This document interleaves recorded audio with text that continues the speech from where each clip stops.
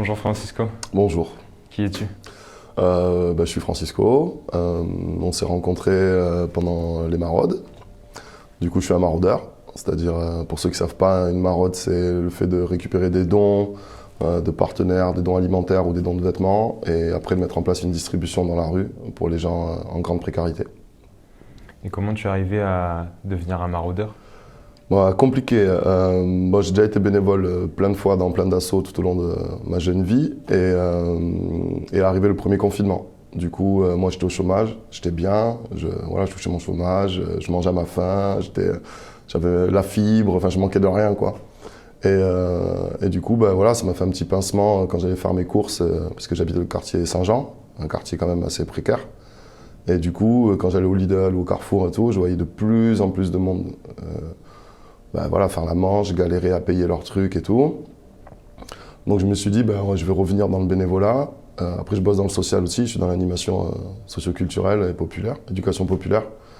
Et du coup, voilà, je me suis dit, au sortir du premier confinement, je vais chercher une asso pour refaire du bénévolat.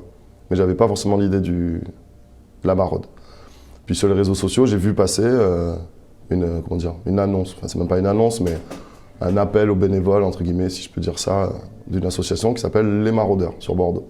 Du coup, j'ai envoyé un messenger, comme d'hab, un petit contact rapide, petit message. Et à Alban, le président, il m'a dit, viens la semaine prochaine, nous c'est tous les lundis. Et ça a commencé comme ça, et voilà, ça fait un peu plus d'un an, là. Qu'est-ce que le mot famille veut dire pour toi? Famille, c'est grand, c'est large. Pour moi, c'est valeur, entraide, partage, solidarité. Et c'est pas que les liens du sang, quoi. À côté de ton activité de maraude, est-ce que tu as des occupations que tu apprécies? J'en ai moins, j'en ai moins qu'avant parce que voilà, je suis dans une situation un peu compliquée dans ma vie perso, mais on fait avec. Et j'aime le jeu, j'aime jouer, j'aime le sport. Donc je fais souvent de sport, pas mal de sport avec mes potes, sport co, foot, un peu de boxe aussi avec eux. Et je lis pas mal et je fais beaucoup de vélo et de randonnée, quoi. J'aime bien les grands espaces. À quel moment tu te sens toi-même? Quand je dors. Non, sincèrement, quand je dors. Sinon, je pense que, alors peut-être que tout le monde n'est pas comme ça, mais moi, je suis constamment sous contrôle. C'est-à-dire que je m'adapte pour être la meilleure version de moi-même. Ah, donc tu es quand même toi-même, mais en fonction de l'environnement. De l'environnement, ouais. Non, je suis toujours moi-même. Je joue pas un rôle, mais je suis quand même toujours dans une sorte de contrôle, d'adaptation, parce que on est des caméléons, quoi. Comment tu fais l'équilibre entre ton temps perso, ton travail et tes proches? Difficilement.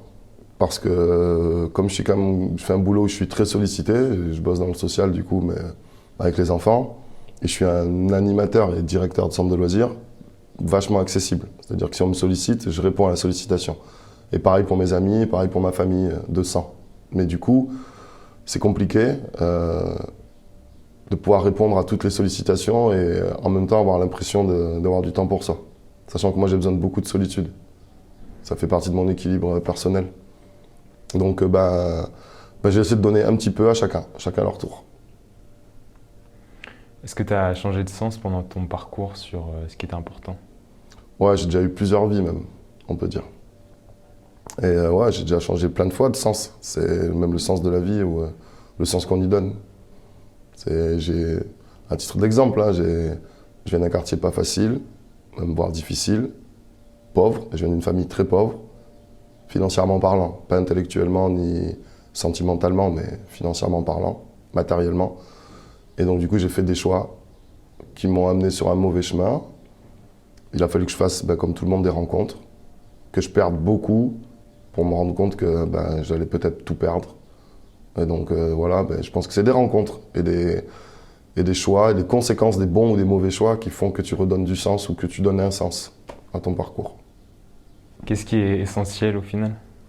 Pour moi, Pour toi? beaucoup de choses, mais je dirais d'être moi, quoi, en fait. C'est-à-dire de pas